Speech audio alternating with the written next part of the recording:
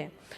تو ہمارے جو بہت آنریبل پرائم منسٹر صاحب ہیں امپورٹڈ گورنمنٹ والے، انہوں نے فرمایا تھا جب وہ گئے تھے نیو یارک، انہوں نے کہا تھا کہ کیونکہ ہم نے کہا تھا کہ وہ پلازا ہوٹل میں رہے ہیں وہاں پہ، جہاں پہ جونیئر منسٹرز کا جو ہمیں خبر ہے $4000 پر نائٹ سٹے تھا، اور پرائم منسٹر صاحب کا جو ہمیں خبر ہے $10,000 پر نائٹ تھی، اور 7 راتیں یہ لوگ رہے تھے۔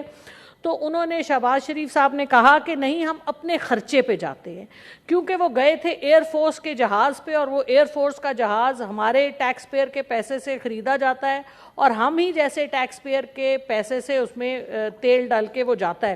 تو ہماری ان سے مؤدبانہ گزارش ہے، اور آپ کی وساطت سے میں چاہوں گی کہ وہ ہمیں بل دکھا دیں، وہ ہمیں بل دکھا دیں جو انہوں نے ذاتی پے کیے، تاکہ ہم عوام اور ہم سینٹ کے جو ممبرز ہیں ہم ان پہ شک نہ کریں۔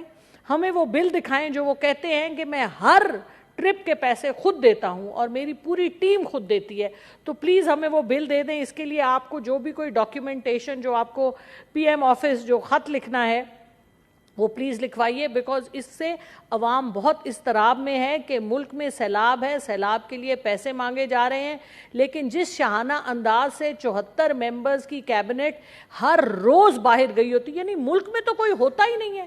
سینٹ کے بیچ میں لیڈر آف دا ہاؤس نئے آئے ہیں، وہ بھی امپورٹڈ، وہ یو کے سے آئے ہیں 6 سال کے بعد شاید، یا 5 سال کے بعد، اور وہ بھی ناپید ہیں۔ تو ہم پوچھتے یہ ہیں کہ یہ، اور سب لوگ ملک سے باہر جا کے وہاں سے کیا کرنے جاتے ہیں؟ انسٹرکشنز لینے آتے ہیں۔